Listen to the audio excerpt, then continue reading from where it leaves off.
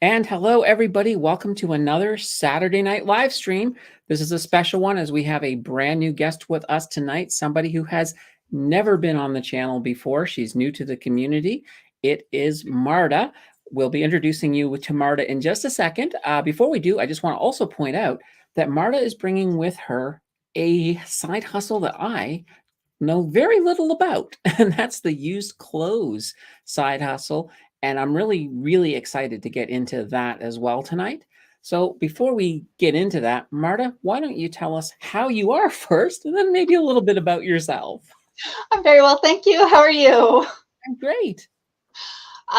So my name is Marta. I recently started a YouTube channel, which is how Candace and I connected. I am a stay-at-home mom of 3. My kids are 8, 7, and 4. So my 4-year-old is still home with me full time.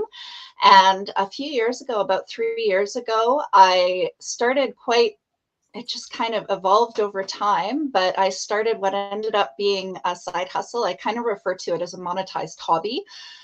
Because I really enjoy it and I'm able to make a bit of money from it at the same time, selling clothing on eBay and Poshmark. So over the years, I've been doing it in my spare time after the kids go to bed and that sort of thing, a little bit during the day, and reinvesting everything back into my business. Then I was able to start helping with some of our sinking funds, just pulling a few funds from there. And then recently, I realized the rate of growth I'm seeing is at a really happy place for me. So I've been able to pull some funds from my business to start investing and get that growth and compounding starting.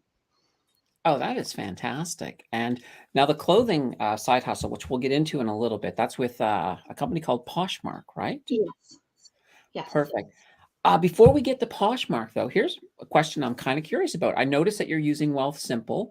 How did you Mhm. find it? Where did you find Wealthsimple? Oh, goodness. So I had previously, and I still have some accounts with Questrade. So when I very first started investing on my own, so picking my own stocks and that sort of thing outside of working with a financial advisor, I was working through my bank and their trading platform. And it was so difficult because the trading fees were like $10 per trade, regardless of what you were doing and how big your Oh, dear. account was. Mhm. And because I was looking to grow some smaller funds, moving into, at the time, Questrade was the one I was aware of, made more sense to me. And then over time, I became aware. I saw Wealthsimple through some ads and started looking into it more, and it seemed like the perfect fit, especially for starting and growing a new account because my balances are so small. Even the Mhm. $5 trade fee on individual stocks with Questrade can be quite significant when you're starting with $1,000 and that sort of thing. So it just was the perfect fit, and this was the perfect opportunity to try it out. Oh, perfect. That sounds pretty cool. Um, and you said you were on Questrade before that. Comparing Questrade to your bank, how did they compare? Um, Questrade to the bank, the fees were certainly a lot easier to swallow. So they have no trading fees on ETFs, and I do a fair bit of ETF content in my portfolio, so that was a really good fit.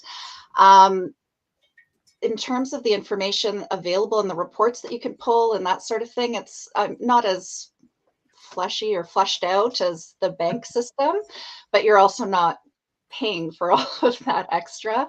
And most of the information you can find through other sources anyway. What I really liked about the no fee ETF was if you just got, a little bit of dividends or something like that, it was easy to buy another share of an ETF without incurring any fees. What I'm loving with Wealthsimple is you can buy a share of an actual company instead of an ETF if you so choose. Mhm. So the no fee on anything is treating me really well so far, I would say. No, absolutely. We'll just say very quickly hi to the people who I see in chat so far. We have the friggin' Oracle. Hi there. His real name is Ken. Hi, We Ken. have Jill. That's the one who gave me the smoothie. And we have Bleak. Hey, Bleak. And we have Tim Carroll in here. And then there's also going to be some lurkers too. Perfect. All right. So let's start talking a tiny bit about the used clothing. How did that come about? Oh my goodness. It started off very innocently. I had no idea that reselling used clothing was a thing. And it's actually interesting because as I've met various clothing resellers, a lot of us came about it so organically. You get, so deep in it and then realize there's a whole community out there. So for me, I started doing a lot of thrifting when my kids were very small and growing through clothes every couple of months. And I actually ended up going to a thrift store in a pretty swish part of town when I was visiting my mom, and I found an authentic Burberry skirt, which was pretty exciting actually because it was $7 and it was a cute little toddler skirt. So my niece got that one. And then the next time I went back, I found two Burberry girls skirts. So of course I picked those up and the wheels started turning because that's just not the sort of thing that you typically find in a thrift store where I live. Mhm. And I was sure that there were lots of moms out there who would want to buy this sort of thing from me. Mhm. It turned out I was wrong, and there just wasn't much of a market. And also, things like Facebook Marketplace really hadn't taken off to the extent that they have now. Right. So I had this vision that I would go thrifting and pick up some awesome pieces and take them home and sell them locally. And it wasn't quite that smooth. And the supply wasn't, two in a row Burberry. You're not going to get a third. So I ended up looking into it more and finding other ways to source. And again, I still thought, I don't want to deal with shipping. I don't want to deal with all these complicated things Mhm. for reselling. I'm going to sell locally, and it just wasn't working out that much. So I decided to try eBay, and I did a deep dive on YouTube to learn all of the ins and outs and scare myself into almost not trying and then deciding to jump in anyway. Right. Um, and it just kind of went from there. So you make a couple sales on eBay, you source a bit more, you sell a bit more, and it just snowballs. It's a really quick, it can grow very, very quickly because it's not unrealistic to double or triple your money on the right item. So it's something that can really take off, and the barriers to entry are so low because there's used clothing all around us. There's so Mhm. much out there. It's just a case of taking the time to go and find it.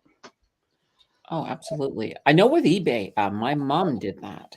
She used to go to the flea markets and she'd buy almost everything she could get her eyes on. She'd be buying Mhm. clothes like crazy, and then our basement was basically almost like a graveyard of clothes.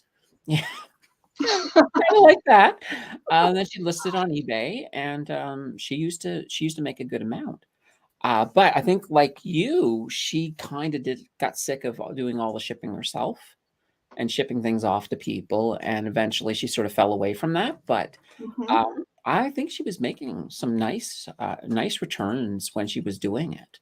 eBay is really nice because there's such a wide audience and you have access to the American market.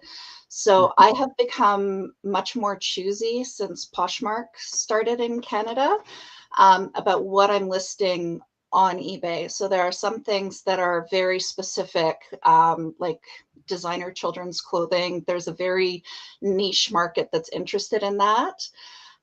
So being able to sell to a much larger market is really beneficial to turn items over in a timely manner. But shipping can be a big challenge. It's, once you get a groove on to how to do the shipping, that part isn't really difficult, but being competitive with the US market can be Right. because they can literally ship things for $5 and I can't ship something to Toronto for 10. Right. Yeah, absolutely. Hi, Nate. um, Next question I have is Poshmark. What exactly is Poshmark? I'm sure a lot of people here are hearing it for the first time today. So Poshmark is another largely clothing reselling marketplace, though they do have marketplaces for electronics and home goods as well. Mhm. So they were established in the US out of Silicon Valley somewhere Mm.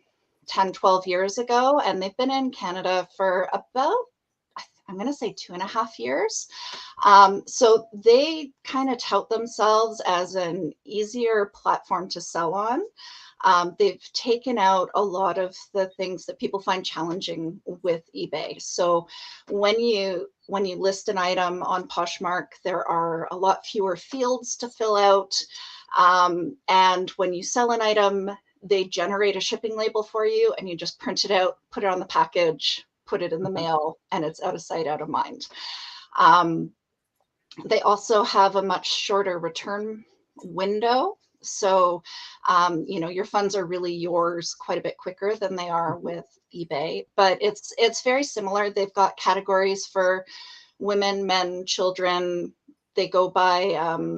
They have all the subcategories that you would expect, and Mhm. they really tout it as a great place to resell clothing, even if it's just from your own closet. Right now they've got a big push going on for spring cleaning, and you can Mhm. pieces that you just don't need anymore in your closet. A lot of people will just sell their own clothing as opposed to the marketplace being saturated with resellers who are doing it full time.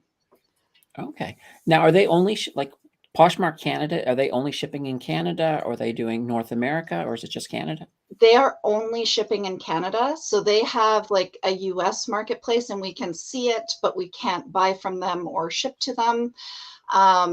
They have the same for Canada, the same for Australia, I believe. They just expanded to, and a lot of us resellers have been saying, can we start selling internationally because it's a really valuable marketplace. Yeah, But they're really trying to keep the shipping and those barriers to entry as low as they can. that So makes it's sense. quite limited. The other thing with Poshmark is it's intended to be a really social marketplace. So with eBay, there's this mysterious algorithm that works in the Mm. background and decides whose listings get up to the top. Okay. And it really, they want to make sales, so they're favoring the bigger sellers and that sort of thing.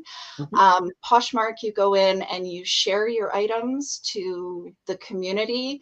And then when somebody types in search terms that match your item, the most recently shared comes to the top, which really lowers the entry again for new sellers because it doesn't matter on Poshmark if you don't have, Mhm. 8,000 positive reviews.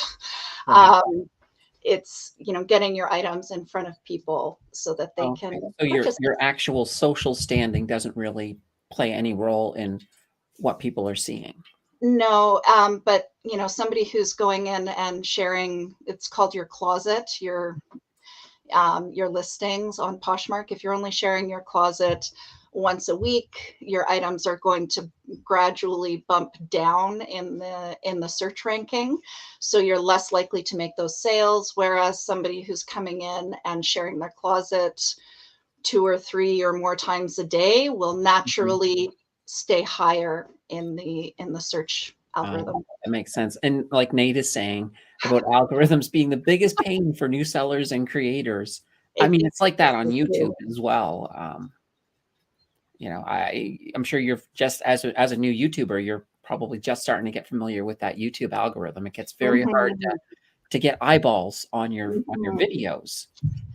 Exactly. I mean, when I was starting on eBay, because you're battling with the algorithm at the same time, you have so few levers. So there, you want to go in lower than other people are selling the same item so that when somebody sorts by price, you're coming up to the top and just taking advantage of any little way that you can pop up in those Mhm. in those search That makes sense. outputs. So when let's say if you're going to list, let's say a skirt for $10, how much does Poshmark get of that? Like, how does the money actually work? So for Poshmark, they have a flat fee of 20%. Okay. However, if you're selling something for under $20, it's rounding to $5. It's $4.95 or something like that. Mhm. And then you're also able to offer shipping discounts, which also get taken out of your fees. Mhm. So a lot of eBay sellers are less than impressed because the Poshmark fees are sitting at 20% compared to eBay being around 11 and a half or whatever it Mhm. is. However, on eBay, you also are paying fees on the shipping that Right. the customer is paying. Poshmark, you're not paying fees on the shipping. So for items that are sitting in the $20-$30 range, it's actually fairly apples to apples, Mhm. which is nice. Oh, yeah, absolutely. And Tim Carroll saying, hit that thumbs up. Absolutely, folks, because we've been speaking about algorithms. So let's make the YouTube algorithm a little bit happy with us today. And Nate says he's been there and he smashed it. I think he did. I felt you smashing it, Nate. That's pretty darn cool. All right. And I'm thinking about the whole shipping thing. It's not even just the shipping. It's all the time it takes as well. Going. I guess you still have to do the same thing. You still have to go to, your post office, or unless you have a mailman that will pick up stuff when they come through. I believe you can set up to have them come and pick it up. Mhm. Um, Poshmark says you can just dump it in the mailbox, but my post office Mhm. is so close. It's my 4-year-old. It's kind of part of our day. He's my little helper going into the post office to Oh wow, that's parcels cool. over. So it's a bit of an outing, and it's his norm. He knows what Mhm. going into the basement to do shipping means. So yeah, we kind of I have actually gotten boxes stuck in the mailbox. ole. It's like it looks like it'll go in if you angle it, and it gets in, you close it, and then you can't even open it, and you're like, "Oh, I hope this Oh gets dear. resolved when the mailman shows up." The next day, it's working fine, and then the parcel does always arrive, so I'm like, "Okay, I guess so," but I Yeah, I don't found try to the block it, but it's happened a couple times. Oh goodness. I found the shipping part of it was probably what gave me the most apprehension about starting, especially with eBay, because how much do you charge for shipping and how much does it cost Mhm. to ship to Tennessee, and all of these questions that I had certainly never had to think about before. And there was definitely some learning as we went. I learned it's really expensive to ship to Newfoundland from Ontario, really expensive. Mm. So there are some mistakes and some misses on the shipping side of things, but I tried to be, I guess, friendly with my post lady. You see the same people all the time, and Yeah, they've for sure. helped me along the way for sure. That's not bad. That's not bad. My next question, let's say somebody brand new, maybe somebody watching this, Mhm. is like, how do I get involved with Poshmark? So how does it work? How do you get in? Um, So for Poshmark, it's as simple as going on to, oh, sorry, my watch is dinging at me. It's as simple as going to the site and creating an account. You can use a referral code from somebody else who is on Poshmark, and that gives you, I believe it's $15 of site credit towards your first okay, purchase. nice. Um, and there are no barriers to really starting to list. You would choose what you're looking Mhm. to sell. You want to take some good pictures. So, good lighting, some kind of a neutral background. A lot of people do them, on top of their bed or on the carpet or on their hardwood floor. Just some nice flat lays in square mode because your pictures need to be square for the site. Okay. And then it's just a case of giving it a descriptive title. You always want to have the brand name in there and a Mhm. description of what it is, what model it is, the size, the category, description, being really careful to explain what condition it's in, if there are any flaws, because you don't want your buyer to be surprised that Right. there's, a pull or something in the sweater. I try and be as detailed as I can with that just to minimize, any problems down the road. You're going to set a price. A lot of the time on Poshmark, you're going to set a price that's a little bit higher than you want to sell for, because another aspect of Poshmark is sending and receiving offers. So if somebody comes through and likes my item, there's a little heart on Poshmark, so they would click that. I would then send them an offer for a discount and some discounted shipping. Just try and entice them to make that sale. Oh, that's nice. So generally, if you want to get $20 for your item, then you're probably going to want to price it more, $25 or something like that. Still low enough that people will want to look at it, but not so low that you can't send out a discounted offer. And then you're just going to, as often as you like, share it. When you're just starting, you've got very few items, so it's a very, very quick process, and that really gets out to the surface. And then Poshmark really wants to encourage new sellers. So they send notifications to established sellers who are called Poshmark ambassadors, encouraging us to welcome new people to the site. But they also, if you like an item in a new closet, you'll receive a notification that you'll receive discounted shipping if you're the first one to buy from that person's closet, and that sort of thing. So they really do try and encourage and make new sellers successful, because it is such a great way to get pre-owned clothing into the right hands. Oh, perfect. Now, Jill is asking, have you sold other items beyond clothes? Are clothes easier than other items? So I personally have stuck with clothing. I briefly, after getting excited about eBay, tried shopping beyond clothes at the thrift store to sell on eBay. And what I found is I didn't know enough about the different categories to do that. I do know somebody who's been selling like kitchenwares and vintage Pyrex and that sort of thing, and has been having great success with it. For me, I've stayed with clothing. Some people find clothing to be more difficult because there are a lot of different things you have to look at in terms of making sure it hasn't been altered, like hemmed jeans are a big pain to sell, and flaws and wear and that sort of thing. So some people find clothing very difficult.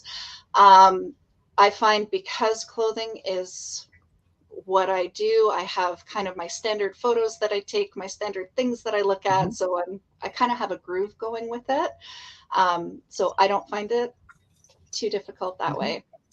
Oh, I know. My mom used to have these mannequins that she put bathing suits on for bathing suit pictures and stuff. And I've tried. I have a half mannequin and trying to get bathing. I just stopped using it. It's too hard. Oh, wow. Very, very cool. That reminded me of a question. You mentioned the ambassador. What other benefits are there to becoming an ambassador? So Poshmark has recently expanded to have 2 levels of ambassador, just because one wasn't, hard enough to figure out. So for a Posh ambassador,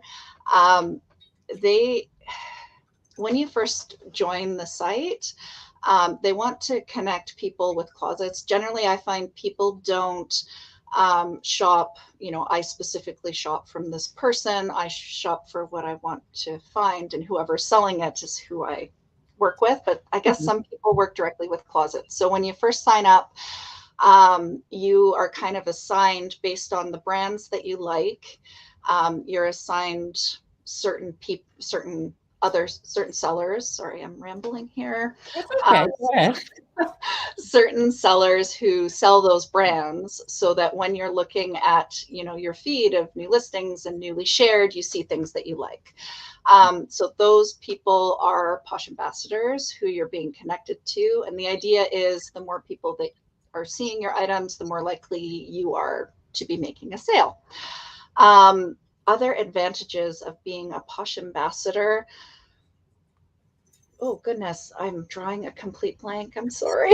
Remember in the pre-guest show, I said you'll forget your name or something. There we go. Goodness. So for being a Posh ambassador, it's more about having more visibility. And the other side of it is theoretically people are looking at your account, and even if they don't know exactly what Posh Ambassador means, you come across as being a more established closet. So it builds a sense of confidence that you're going to get what you're expecting in a timely manner. Oh, Because wow. to Okay. become a Posh Ambassador, you need to have made a certain number of sales, and you need to have basically shown that you're a good member of the community, and then you get your Posh Ambassador star to go on your profile. And then they've also started Posh Ambassador 2, which is definitely for the larger closets. You need to have been a Posh Ambassador for about 6 months, a higher number of sales. So instead of having made, I think it's quite low to become a Posh Ambassador, like 5 sales or something like that. It's more like 50 to become a Posh Ambassador 2, more available listings, and you're consistently active on the site. So once you become a Posh, oh, thank you. I'm like, ugh, we'll figure it out. Nate's Thank one of our awesome folks. Once you become a Posh Ambassador, you're a Posh Ambassador forever, no matter if you don't log into the site for 6 months. With a Posh Ambassador 2, you lose it after 3 months if you're not at that Maintaining. level, if Yeah. you're not maintaining it. So when you see the gold star, that's saying this is a very active user who's meeting all of the site criteria. Perfect. And Nate's saying that Posh Ambassador sounds like becoming a pro on Outdoorsy, the rental app he uses to rent his trailer. Probably, I'm not familiar with that one, but it's probably quite similar. And Tim Dancher says Nancy would be all over this. Nancy is Tim's wife. They run Crypto Night in Canada. Anybody interested in crypto should be heading over to Crypto Night in Canada, checking them out. I am a guest on their Wednesday night Crypto Night in Canada show, so very cool. And Tim Danter is also our pseudo celebrity. He used to be on Canada's Worst Drivers. Oh my goodness. Yeah, he's one of the trainers. So he knows everything about driving. Well, he's got to have steady hands to have been able to be a trainer in that kind of a scenario. Oh my goodness. I know. I don't remember him per se. I think I watched one season, but it may have been before he came on the show. But I was just like saying, come on, put me behind a wheel. I'm sure I can do worse. Just in terms of him saying that his wife would be all over that, what I find now is that now that people know what I do, my mom is clearing out her closet, and I go home and there's a little bag waiting for me, and she explains why all of these things are fantastic, and I should list them and find them a new home for her. So it's a whole new source of inventory. Oh, I think I'll tell my mom about this stream, and after she watches it, you never know, she may start doing it as well. And of course, anybody who is interested in this needs to be going over to Marta's YouTube channel, subscribe, and follow her affiliate link. That way there. My Poshmark closet is called Renew to You, and there's a link for it in the description for my channel. Perfect. That is so awesome. I had another question here, and then we'll get to Jill right after my question. The question I had is, I know that with clothing, a lot of times, you order clothes, it doesn't fit. And you said they have a return policy. How does that work? Do you lose anything on the shipping coming back, or does Poshmark eat both? On Poshmark, you're able to file a return. You have 3 days after you receive the item in order to open a case saying that you want to return the item. However, one of the things they specify is that fit is not a reason to return it. So on Poshmark, generally people have measurements, and I never fully understood how to use the measurements to figure out how something would fit me until I realized I could, take a pair of my jeans and compare the measurements and figure out the fit. So Poshmark does not allow returns for fit. However, I have heard of cases where people be like, oh, the color isn't right, or, some other issue with it to get around that and do the return. When a case is opened, the person who is opening the case, so the buyer, will submit some pictures of whatever the issue is and give a description of it. Myself, as the seller, I receive an email notification that I should go in and respond to that. So it can feel kind of personal because you want your customer to be happy, and they're Right. Yeah. obviously not in this case. But generally, you just want to give a respectful reply, and I always just put it in the hands of Poshmark. Mhm. In that, I'm happy to accept the return. There's actually no, to my knowledge, no penalty to the seller. Mhm. I've had, I guess, 3 cases opened for things that I've sold, but I've yet to actually receive a return. So I don't quite know all of the ins and outs of how it works. Okay, fair enough. Fair enough. Riley just dropped in. He wanted to just say hi. He's out for beverages. And Sounds lovely. now we have Jill's question. She wanted to know that if your friends are basically bringing you stuff to sell once they found out about this. A little bit from family. I haven't really had people outside that bring me inventory.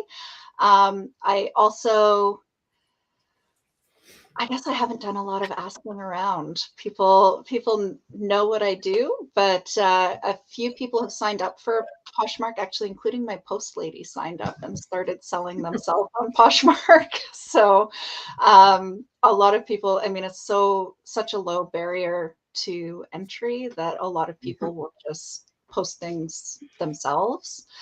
I guess, oh, I lost my thought again. Never mind. Sorry. Do they also do shoes? They do. Okay. They Very do shoes. I have never sold shoes, but it's a very popular category. okay. Mhm. So just regular clothes, shoes, and I storm jackets and everything else like that. Co- Coats. Is there Uh, anything else purs- outside of that that falls in there? Or Purses can be very, very popular. Purses, backpacks, athleisure goods are quite popular. And then I was looking on the electronics, and you start to get into like Fitbits and things like that. Mhm. Turn up there. For housewares, I've seen, I mean, some people sell books, which is pretty, Well, depending on the book, it can be valuable, but sometimes there's not a lot to it when you factor in shipping. But you see, coffee table books and wall hangings, blankets, things like mhm. that. Interesting. Now with inflation going crazy, prices Mhm. going up everywhere, how has this translated to you in the form of sales? I have found my reselling sales have been extremely variable over the last couple of years. Mhm, There was this weird period when everything was shutting down and people were trying to buy everything from home, but then they're also trying to save money at the same time. And things went kind of crazy when people just couldn't go out to the store and pick up whatever they were looking for. Um, in terms of people looking for deals, I find that now that spring is allegedly on the horizon, it's snowing here, so it's a bit. But as people are looking ahead, I feel like people are shopping further ahead this year. Like they're thinking ahead. They know prices are up, so mhm, they're really looking for more of those spring summer pieces sooner rather than later. Um, yeah, lots of activity on coats this year and that sort of thing. Just those big ticket items that you're buying once. If you can buy it for $100 instead of $400, then definitely worthwhile. mhm. Then Nate was asking as well about because you had mentioned that you could barter on Mhm. Posh. Uh, And I assume the cut that Posh takes, is that based on the barter price or on the Yeah, original? it's based on the final sale price. Okay. So, as a buyer on Poshmark, you can come in, you can see my item is posted for 40, and you can send me an offer for virtually any amount. Mhm. So you can for sure send an offer. It opens kind of a little side window, so then I can go in, I can accept, decline, or counter, and we can go back and forth that way. So I can send out offers for discounted prices. Somebody else can offer me a discount or offer me a lower price. I guess that would be the terminology. I'm all Yeah. backward here, but yes, it does go both ways. Okay. There's no limit to Sometimes how people fast just or come in and how pay many the posted price, which is awesome. perfect. And there's no limit to how many times back and forth you guys can go? No, Okay. there are limits in that, if you've gone down to a certain point, it's set up so that you can't spam someone with offers. Mhm. So I believe each one of my offers has to be 10% lower than the last one, or something to that effect, Oh. so that I can't send the same offer to my likers over and over and over and over again In other words, until you can't lower the price by a penny and send it back to them. exactly. Yeah. That would almost be insulting, but that's Yeah, sometimes you do get some really lowball offers, and you just kind mhm. of have to roll with it, counter back something that in your mind is more reasonable. And if you can't find a if you can't find middle ground, then that's not the buyer for that item. Now, out of all of the sales that you've done, roughly what percentage would you say, they just pay whatever you're asking, compared to the people who actually start bartering with you? Um, the vast majority of sales that I make are actually me sending an offer to somebody who's been interested in an item.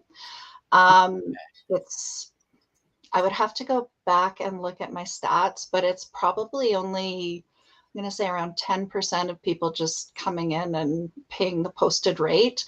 I find a fair few of those aren't Mhm. regular Poshmark users. They might be somebody new who has some site credit that will Mhm. offset it. Or sometimes I get buyers coming in through, I believe it's through Google, where they're just looking for specific, the instance I'm thinking of is a specific type of gene. And so they find it and just buy it outright. Oh, perfect. Now Nate's wondering if they sell kids clothing. He has 10 kids, by the way. Oh, my stars. I That's a busy know. household. But yeah, what is the status on their kids' clothing? So there are a lot of people who sell children's clothing. I do sell a little bit, not too much. I find I prefer to sell the adult clothing just because the margins tend to be higher. Mhm. But for kids' clothing and shopping on Poshmark, because a lot of people are selling from their own homes, you can often find a seller whose kids are obviously a little bit bigger than the child you're looking for. And you can, if they have 5 different listings, you can create what's called a bundle. So instead of paying multiple shipping, you're putting it all together. It'll all come in one package as long as it's from the same seller. And Mhm. they tend to be willing to give pretty good discounts for buying multiple listings. So I know my sister ended up signing up for Poshmark because I was talking about the kids' clothing side. And she found a lady who was selling, I think she was looking for girls 40 at the time. And she ended up getting, multiple pairs of leggings, multiple pairs of shoes, and multiple pairs of pajamas, and all of these things from the same lady. And then the lady sent her a discount offer. Plus, she had the site credit from signing up, and it was just a fantastic deal when you're buying multiple items. Unless it's a really specialized item, I would tend to say to get a really good deal on children's clothing, you'd really need to find somebody selling multiple items that you were looking for. Just because Poshmark charges $13.50 in shipping, which adds up really quickly when you're buying kids' clothes. Mhm. Though with 10 kids outgrowing clothes fast, he might have a supply Absolutely. that could be moved And on Poshmark. what I have done, I ended up coming across a large quantity of girls' dresses and rompers for summer. And I couldn't quite figure out how to move them. So I ended up putting them by size, and it's, a bundle of 4 or a bundle of 5, and photographing them as such. And Mhm. I've had multiple people come in, and, you can tell they have 2 kids and they're getting 4 different bundles, and their kids are set for the summer. So Mhm. there's lots available. And by putting multiple items in the same listing, it's really making it a good deal for your buyer, but it's also getting those things out the door when that's what you're trying to do. Mhm. All right. Now, of course, this is a good question. What's the best deal that you've had? Like, what's the best margin you've made on any one thing? Oh dear. Um, I buy a lot of wholesale, so some of my margins can be a little bit odd because I'll have, an expensive item that, the average cost for the unit is fairly low. Mhm. Um, so in terms of wholesale lots, I think my best has been, it was about 8 times what I invested in that lot. It had a whole bunch of men's suits, Wow. which I never would have thought I love selling men's suits, but selling men's suits is fantastic. Um, I spent some time, so I had a line on some high-end parkas, so that was very lucrative. Oh, wow. Wow. That is very, very cool. Yeah, one thing with Poshmark versus eBay is if your sale is over, I believe it's $700, Mhm. it goes for authentication, which is really nice because that is not something that happens on eBay. And when you sell expensive items on eBay, there's always this, well, are you sure it's authentic? Whereas with Mhm. Poshmark, it went to Posh Authenticate and then it went to the buyer, and she was thrilled. So Well, that's really, really cool. I was really pleased with that experience. Actually, I've only gone through Posh Authenticate once, but it was for a Montclair parka, which are super high end and beautiful. And it was really straightforward. It was kind of funny because it traveled to Vancouver to be authenticated and then came back to Ontario. But after all that, she was happy with it, and I was happy with the sale. Wow. That's definitely very cool. All right. hmm And of course, all of this, you've now used that to fund your Wealth Simple, which has been fantastic. What's your overall investment goals with your Wealth Simple account? So at this point, I don't have a solid end goal. At this point, I'm just trying to get it growing.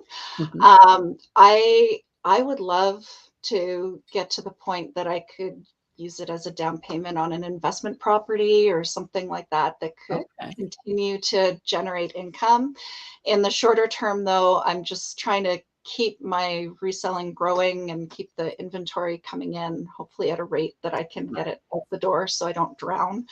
Um, but taking what I can out of it to invest, have it grow without me physically having to photograph and ship and list and all of that sort of thing, to just really start having it grow and do some work for me without me having to physically do everything Or to teach the to kids make it how to grow. use the camera. Yes. Here is a new career in photography, and your allowance may depend on it. My 4-year-old was explaining to me all about the house he's going to have when he grows up. Oh, And he was telling me how he's going to have a selling room and I can use it when I come over. So it's just become his norm that, this was once a guest room and mhm. here we are. And now it's all closed. Now, have you ever gotten to the point where your inventory has outgrown your room? Yes, when I very first started, I had this little corner of our basement at our old house, and the boxes just started stacking up, and it was okay. I really need to get listing and start getting this stuff out the door. In reselling, when you have inventory that hasn't yet been listed, it's called your death pile or your money pile, depending on how you look at it, because it's not doing anything but sitting there. So Right. in my case, just outside the door, I have my photography area, and it's a little backed up at the moment. There's some stacks of boxes to go through for sure. Okay, that makes sense. Um, How have you got this? Have you got this labeled in such a way that you can find things when somebody buys something? Because there's Um, so much clothes there. yes, when I first started, because I only had, 20 or 30 listings, I literally had a box and all of the things were in the box, and I just dig through and pull out whatever sold. So now I have a few things get to hang, but most things after I have my process is I take my photos, I do my measurements, and then I fold it. And then once it's listed, it goes into a Ziploc bag. And then the zip so that it doesn't unfold and get all wrinkled again. Okay, that makes sense. Because steaming is a pain when you're in a rush to get to the post office. And then I have all of these bins that are labeled with, dresses and skirts or sweaters or whatever it is. And then as my inventory ebbs and flows, I can take, labels off the big bins, move them to small bins, and just kind of make everything fit. And when I'm running out of space, that's telling me I need to go refresh some listings and get some things moving again. Oh, wow. Have you ever accidentally sent the wrong thing? No, but I have come close. Okay. I'm pretty meticulous when I'm shipping. I'll often go back and look at the listing just to make sure that everything is matching. I recently had a dress that I sold. I had two of them in different sizes, and it was like folded on the table when I realized it was an 8 instead of a 10, and did a last minute kind of switcheroo. Perfect. Now, you mentioned before the show that your background is engineering. Hmm. Do you find that really helps keep you organized in this? You know what? I'm such a math nerd to go along with it. It's all Mhm. about spreadsheets. I So love it does spreadsheets. keep You've me said my favorite words. beautiful. Mhm. Yeah, so I have, I started by just creating something that I would think that I thought would work for managing my inventory, and it's evolved over time. So I've got inventory and then an annual kind of by month what has sold, what the unit cost was, and then I use that to generate my annual financial statements, which then go into my Mhm. taxes. So yes, it's definitely been helpful. That and a few business courses in there have absolutely helped. Okay. Oh, so you took some business courses too. Mhm. What did you take? Um, I actually did my MBA, so Oh, accounting, wow. finance, and all sorts of fun stuff. But some aspects when I was doing my MBA that I thought I would never have my own business, and while it's a very small business, it's definitely a business. So a lot of the content there has come in very handy over the last few years. Oh, wow. And we got this question from AC. Can you cross post your items on other sites?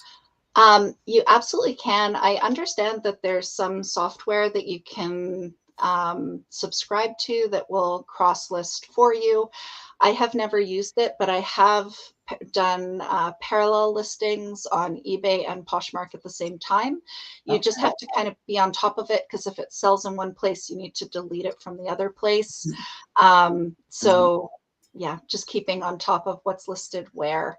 But especially winter coats and designer baby clothes are actually the two things that I have cross-listed between multiple sites. Okay. That makes sense. Yeah. The worst thing I think would be to sell it twice. I once saw a YouTuber that happened to. He had Mhm. it sold on eBay and Poshmark overnight, like almost simultaneously. Mhm. I have though gotten it was for a coat that was listed on both sites, and I had the same person send me offers on both sites, and I could piece it together by their username. Uh-huh. I was able to reach out and say, hey, let's do it. I think we did it on eBay in the end, but Okay. yeah, it does happen. Were they listed for the same price in this situation on both sites? They were listed for different prices because of the different fee Oh. structure. Hmm. But they sent me an offer on eBay and an offer on Poshmark. So I wrote to them on eBay and said, I'm happy to accept your offer. I'm going to do it here because it works out better for both of us, type thing. Yeah. and away it went. Oh, did they realize that you were the same person, or? I don't know. I think they did. The Okay. pictures were identical, so I don't know. I'd imagine they did. Okay, that's pretty cool then. It was very surprising. I woke up one morning and whoa, it got an offer on eBay. I got an offer on it's the same thing. And then their Okay. username was very similar, so I pieced that one together. Now I'm a little curious now because you mentioned your MBA and Mhm. you're also an engineer. How did you go from engineer to a master's in business administration? What made that jump? Um, it was a logical step with my career. I was working in engineering and process optimization. Mhm. And I was in a position where I was getting increasing responsibility and I had virtually no background in business. So I was finding myself, running capital budgets and working on contracts and all of these things that were really out of my wheelhouse. So it was a good fit for my progression. I loved it. I never thought I would love accounting, but it turns out I did. Which is hilarious because I know when I was in university, I used to make jokes about accounting. It's like, yeah, I have an accounting textbook. I use it. I read it at night if I need to fall asleep. So that used to be my running joke back then. But I mean, now I'm doing finance, so You just never you just never know. know. And I don't know, I found there were a lot of nuances to accounting that I had no appreciation for until I really started learning Mhm. about it. And it's Well, just more numbers, right? it is. I mean, and one of the things I found really interesting is just the background in science, the scientific method, also statistics, because I took biostatistics back in university. I just find that I'm able to apply it to the market, and Hmm. sometimes it like makes a lot of sense. And sometimes I've had people say, "Well, how did you make that connection?" And it's like, well, just some logical deduction, and so I think it's kind of cool. I think in a way, maybe science gives you a bit of an edge when it comes to investing in the market and business in general.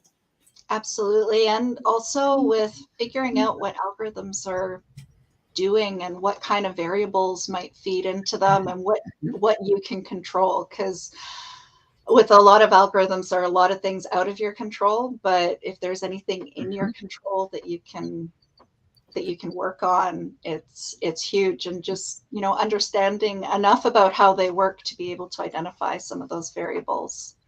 Yeah, and also too, a lot of times, especially when it comes to investing in the market, there's a lot of intelligent bots out there that are Mm, doing a lot of trading, and sometimes you have to sort of understand the logic behind how a bot's going to look at a situation in a market, and that can mhm. sometimes really help you determine what's going to happen next. Oh, for sure. I hadn't thought of it in that context, but you're absolutely right. Yeah. Oh, it's it's absolutely. I think it's crazy in many ways, Hmm. but yeah. It's a very different world than Mhm, I remember my dad doing some stock trading mhm. when I was a kid and that sort of thing. And it's evolved a lot Yeah. over a really short period of time, really.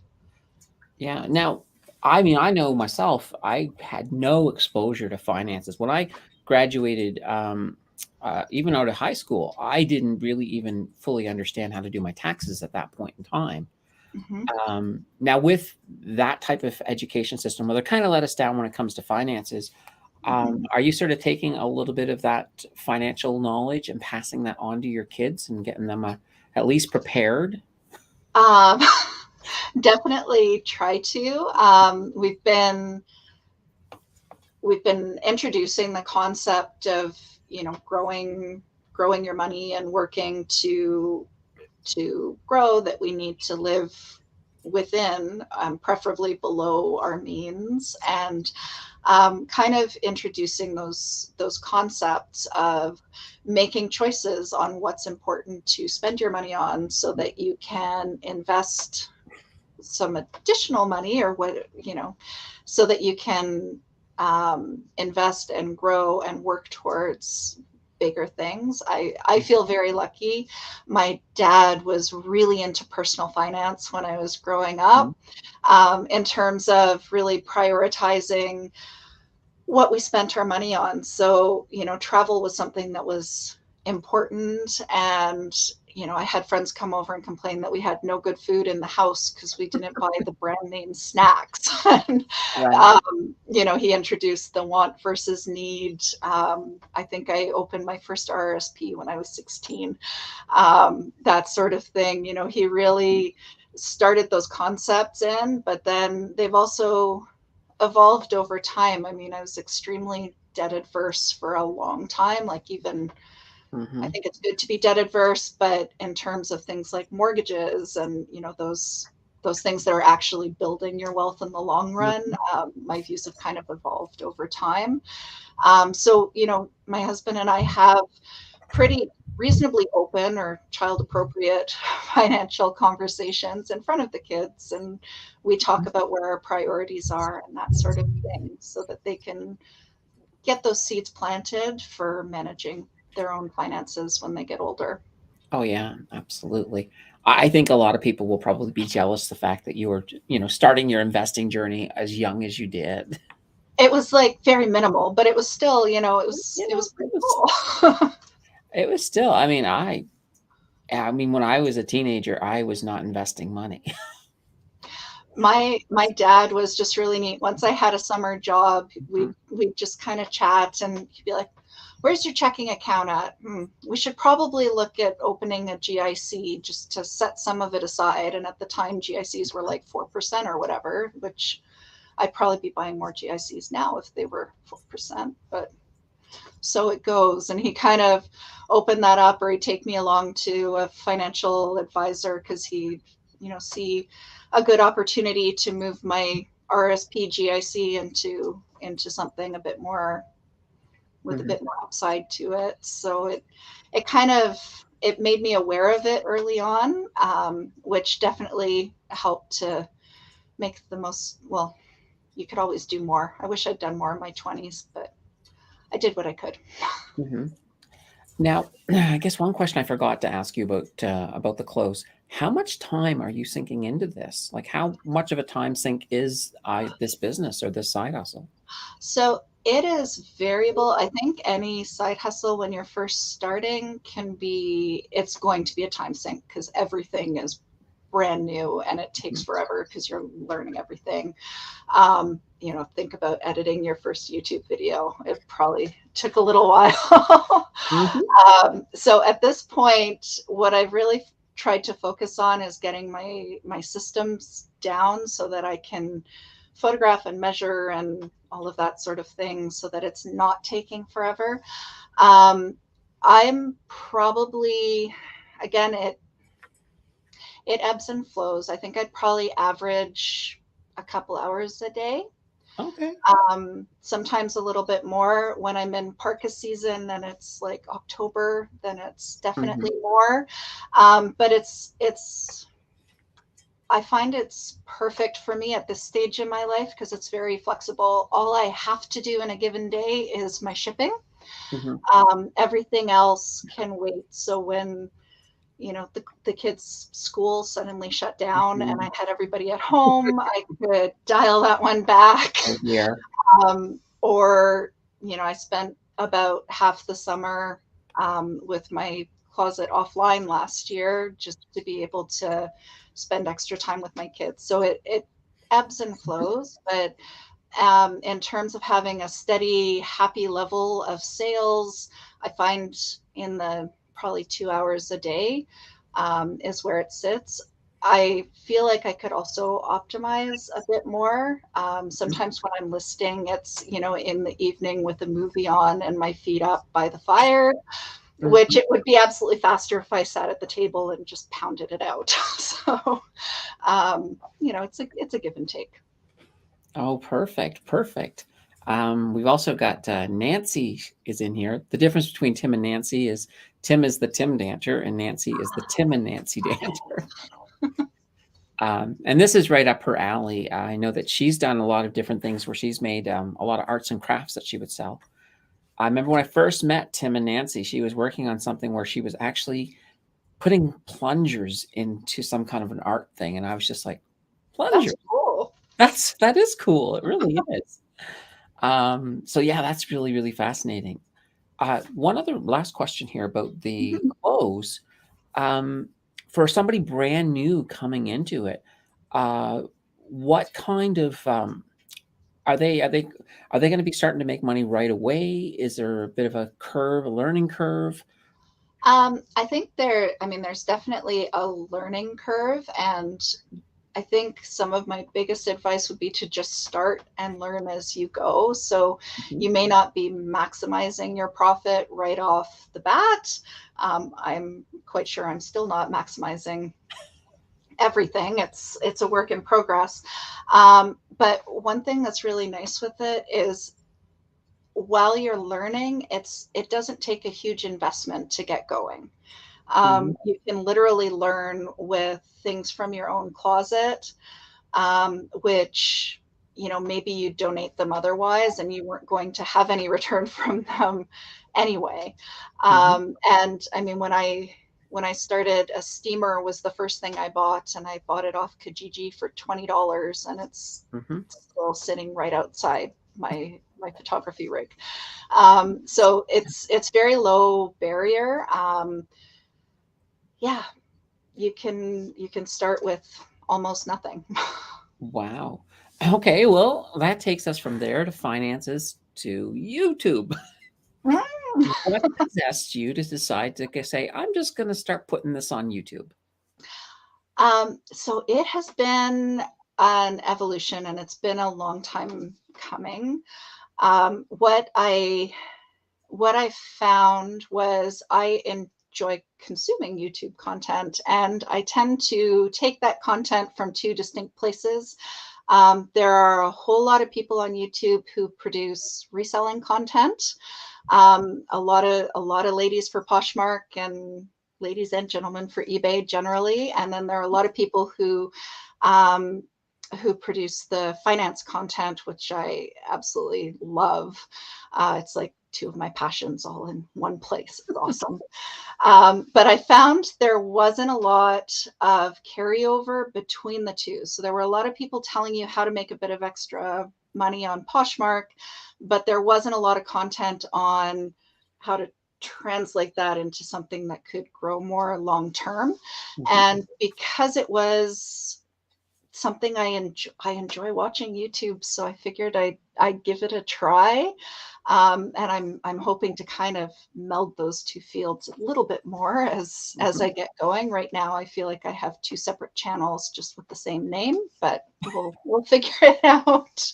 Right. I also found that from years of play groups and that sort of thing, there's a lot of talk between the parents.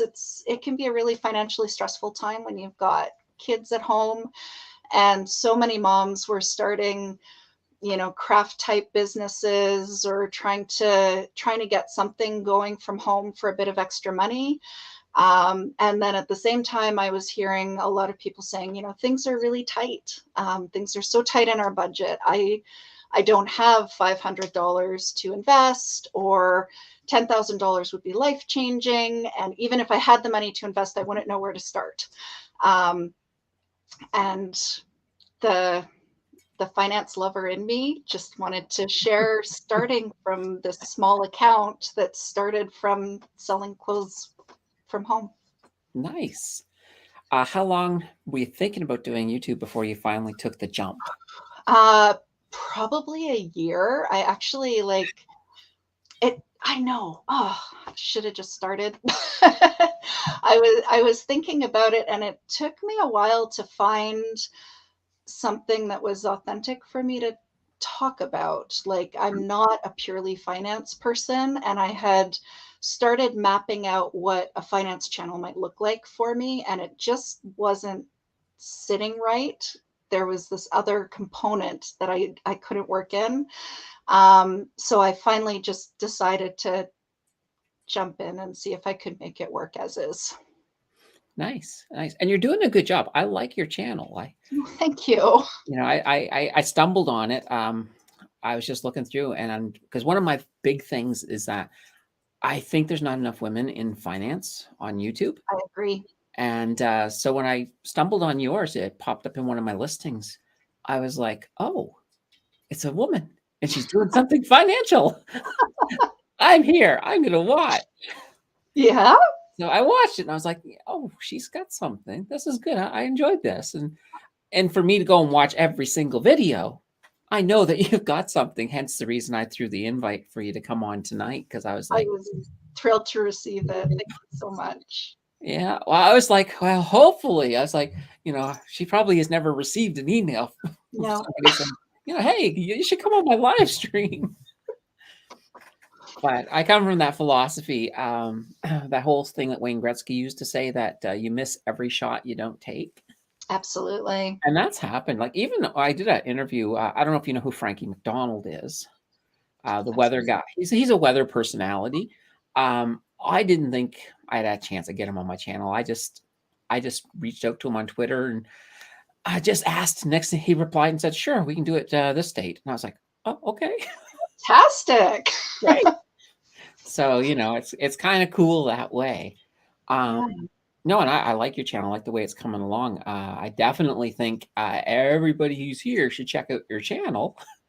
The link is down below in the show notes. I don't know if you can see the show notes now. You may have to come back after the live stream's ended to see them. But what is the name of the channel for anybody who wants to just do a quick search on it? It is Wealth Generating Mom. So I was trying to bring together all the different aspects of my channel, and I really do relate. My full-time gig is as a stay-at-home mom and fitting everything in. So yeah. And that's fantastic. Now, you did say you watch a lot of financial content. Who are your favorites? My hands down favorite is Joseph Carlson. I love how he goes through kind of the news and his approach and how open he is with his portfolio. I think if I was coming into his channel now, I would find it difficult to relate. One day I was listening to it while folding some laundry or something, and he was talking about his $10,000 and whatever. And my husband was like, well, he's in a bit of a, thank you. He's in a bit of a different place than we are. But I was, watching his stuff back when his account was, $35,000, and how he was really building it. I really like his perspective just on, buying good companies and what's the overall story. And if I'm feeling twitchy with the market, sometimes an episode of Joseph Carlson to steady the nerves kind of helps. I think the first person I started to watch was probably Brandon Beavis. Mm-hmm. I stumbled upon him and I was watching his for a while. Canadian content. Yeah. I actually really like it now that his father's on the show. His father, I find, just does a fantastic job. He's one of those people I would love to get on the show. Oh yeah, I've really enjoyed some of their deep dives, where they'll take an ETF or they'll take a company and really dive deep into it. I find those just so interesting, or just as a jumping point for my own research. Oh yeah. Well, have you thought about doing some deep dives and stuff like that on your channel, or? I've started thinking about it. I don't think I'm quite ready. That's okay. That's how it sort of goes. I mean, I know when I started, I was like, well, let's just do super beginner stuff. And then, I'll get more complicated as I go. And I think part of it is I was kind of thinking that for new people, I was like, well, what type of things does somebody who's brand new, first time they've ever watched a finance video want? And so I wanted to get a lot of that in first. But at the same time, not just for them, it helped me build up my confidence and get a little bit better. Because one of my goals with YouTube is to be constantly improving. So I'll look back at my earliest videos and I'll be like, oh, wow, do they suck? But that's good, because now that you've got, now once you start getting, I think, right, I've had a total, if you count the live streams and the shorts, I'm like up way above 100. So I look back and I'm like, oh, wow, I wish I could go back and teach myself how to make a better That video. process evolution is just, it's just fantastic. Like, Mm, I find I get more engaged with the topic, the more that I'm learning and the more that I'm going. So, going back and, if you're starting at the very beginning and the basics, that can really shore up your foundations and make you ask more critical questions as you're progressing, right? yeah, absolutely. And it wasn't even just like the financial material. It's like, okay, yeah, I can figure out the financial material. If I don't know something, I'll learn it.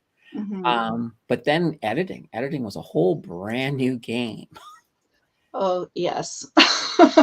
And it's one of those things, even now, I mean, I still run into something like, okay, how am I going to do this? Like, I know on the science channel, I wanted to have a video that had a black hole and Jupiter in the same shot. Hmm.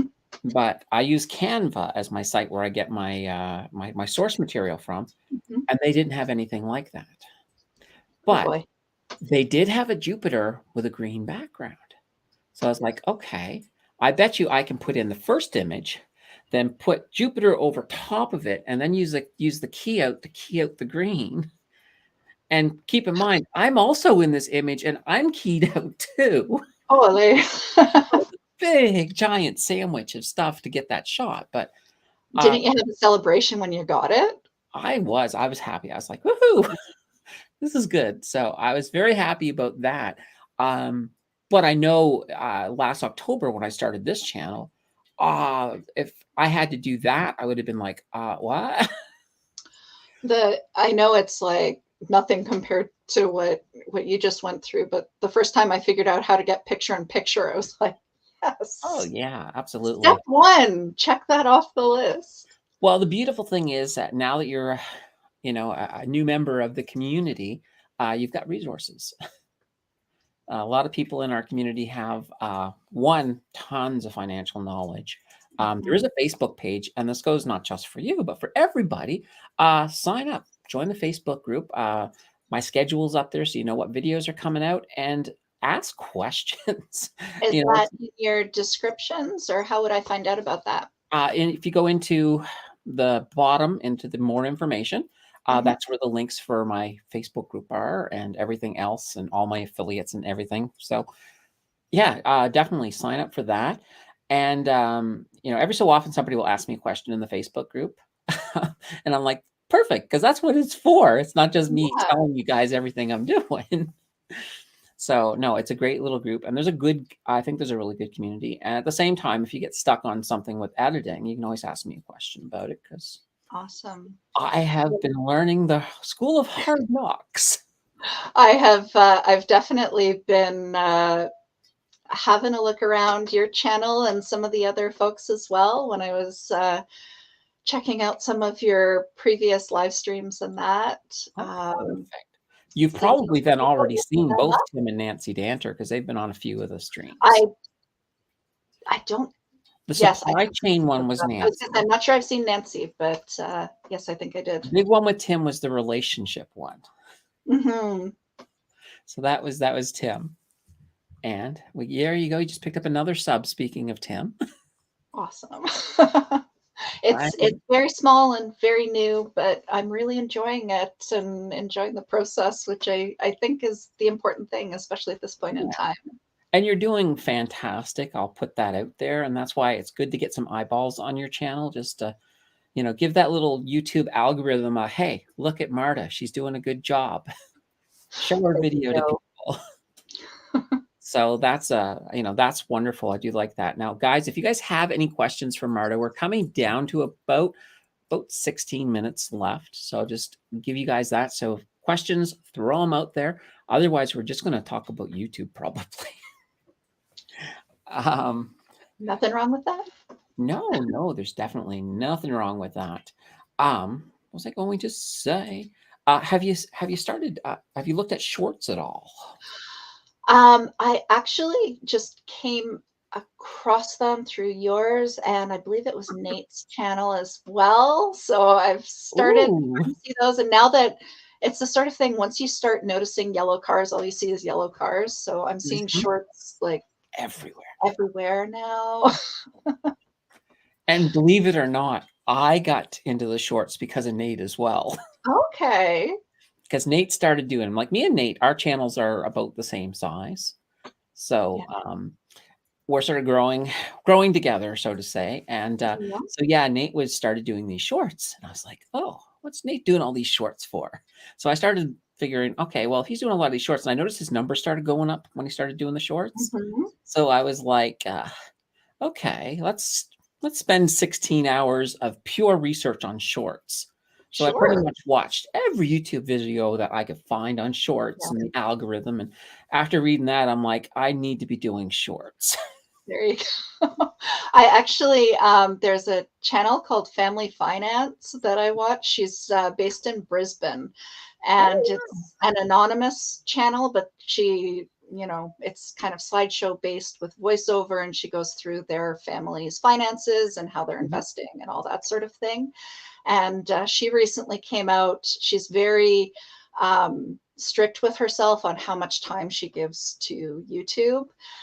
So she dropped back by one episode a month to start doing more on TikTok. And then the next thing you know, she's got shorts coming up, and she's fully embracing that as well. So I started, I started watching some of yours and some of Nate's, and then Family Finance started doing it, and I'm sure it'll be everywhere. Oh, yes. And the funny thing that you mentioned TikTok, I started putting my shorts over on TikTok too. Of course, I get Mhm. over there, and of course, Nate's already there. It's like he's on the ball. It's like, just trying to keep up with the Nate. So, Well, very, I mean, I don't know much about TikTok at all, but I mean, the format seems quite conducive to being able to do in multiple platforms, which yeah. is nice when you're thinking it's the same amount of effort that you're putting into it, regardless of whether you're posting it The big thing one of with these TikTok places. is if you're doing multiples, Yeah. do TikTok last, because TikTok sometimes will put their little mark on it, and you don't want to be putting a short up on like YouTube with a TikTok Mm-hmm. on it. Mm-hmm. So Interesting. I've been using well, I put it on Facebook first, or Facebook, sorry. I put it on YouTube first, and then I will throw it up on Instagram Reels and then TikTok. There you go. Those are the three. So, and then every so often I'll get some really young people make a comment on a video, and I'm like, I have to go to the Urban Dictionary to figure out what they're saying about it. Makes me feel old, but hey, the Urban Dictionary is there for folks like me who just don't have the lingo down. Oh, I was trying to explain to my sister last year how I felt like I was probably too old for Instagram. She's like, "No, you're not. You're fine. Just join. You'll be fine." Mhm. And Tim's putting in that no one can keep up with Nate. He is a beast. Nate, I mean, he really is. If you think about it, he runs a farm. He's got 10 kids. He's also a preacher, so he works full time doing that as well. So, Oh my goodness. he's just got the And he unlimited. has the same number of hours in the day. That's the productivity there must Well, I think be. he does most of his videos at night after like everybody's in bed type thing. So it's like, Mhm. I think there must be nights that Nate's got like 3 hours. Oh my goodness. But no, I he's could totally understand the benefit of doing videos at night. I know I was doing the editing on my first video, and I was hearing thump thump thump thump thump, and it was my kids running up and down the stairs, and mhm. yeah, it can be a bit challenging. Well, if you listen carefully in my videos, every so often you'll hear a bell ring, and it's my cat. Ah, Because sometimes, like if I hear her making really loud bell noises, I'll stop and then I'll do the line over again because then I'll just edit out the bell in the middle. But yeah, sometimes she can be, especially if she decides she's going to start cleaning herself. It sounds like Christmas. oh my goodness, that's fun though. Ah, So yeah, I'll leave it in December if she does it. So seasonally appropriate. well, yeah, exactly. But that's the best thing I think. With YouTube anyway, I think there's a lot of growth potential, especially with the shorts. What I was kind of getting to with the shorts is that Yeah. they're bringing in a lot of subs. But one of the thing I did notice with shorts is that initially the shorts weren't being shared to people who were just watching the long form content. Mm-hmm. And so I had to start posting a few of the shorts into the Facebook group, because then once Oh, people watch a short, then YouTube is like, oh, they like shorts too. Let's show them shorts as well. that's probably why I'm seeing so many yellow cars at the moment. I Soon opened as a you few of start, those. well, it's like that time. Like if you're ever on YouTube and you go and you look at something you don't normally look at, like maybe for some reason somebody said, oh, can you go look at my channel? And I'll go look at it, and it's a channel on how to speak Spanish. Mm-hmm. Next thing you know, my feed is full of all these channels about speaking Spanish. And like, it's like, no, I don't want to learn how to speak Spanish. Please, Mine YouTube. ends up being like kids' songs about like Mhm. superheroes and stuff like that. It just takes over the world for a little while, and all for the sake of a dance party, but so it goes. Oh, I know. It's just one of those things that YouTube does. And then, of course, I end up then going back into YouTube, and I'm like, okay, I need to watch 20 finance videos in a row. So YouTube gets me back to the Take a financial deep content. dive on the stuff you really want. Yeah. And it's funny too, with my science video yesterday, I looked up one thing because I wanted to see a black hole simulation to sort of help me guide my video. And now today, every time I look at YouTube, it's showing me stuff on black holes. It's like black holes have just swallowed up my YouTube. Oh, the irony. I know, it's kind of God. funny. So now that's what I'll have to do tonight, is I'll have to watch a whole bunch more. Now crypto. I guess we haven't really touched on that at all. I was just thinking of that. Have you at all dived into crypto at all? I haven't. I've watched some content here and there, and I've gone so far as to have a little bit of money into like the Bitcoin and Ethereum funds that are available to us. Some of the ETFs. Yeah, but Good start. it's not something I purport to be particularly or at all knowledgeable about. I'm trying to learn a bit more, but it's really out of my wheelhouse and something I'm more learning about at this point in time. I understand you've been doing quite a bit with crypto. Is that? But yeah, I do a fair amount with crypto for sure. I like to go right down the middle of both. Like I really, it's funny because I think when I first came into investing, it was pure stocks, Mhm. and I had heard of Bitcoin. Funny story: when I first heard about Bitcoin, somebody was telling me, "Oh, you should invest in this. It's going to be worth a lot in the future." And I was like, "Yeah, that sounds like a scam. I'm not buying any of that." And that's when it was like quite literally, it was about $1 a Bitcoin around then. If I would have put $100 in at that point in time, my life would be very different. Yeah. But then I slowly started coming around. I think when I started watching a lot of the financial information and running and get exposed more and more to Bitcoin, and then I was like, okay, well, let's go in, let's figure out Bitcoin. And once I looked at the blockchain and started looking at the technology behind it and understanding Mhm. that, then I was like, holy banana bread, this is something that is going to, really make a difference in the Mhm. world. And that's when I started to go in a little bit more full bore. Yeah. Um, it was interesting at the beginning of not last summer, but the summer before. No, it was last summer. Yeah, the beginning of last summer, I needed to. Decided I was going to go into YouTube, Mhm. and the computer I had just wasn't really good enough for YouTube. So I just took profits off of Bitcoin and bought a MacBook Pro, and I was like, okay, there we go. Mhm. So that was just one of those things. It was because I was playing with crypto the right way, and it's one of those things. I think it's worth looking at. I would never advise you to go into it until you're comfortable with it, Yeah. obviously. Yeah. Uh, Yeah. but there's a lot of great resources, including the Danters and their crypto night in Canada.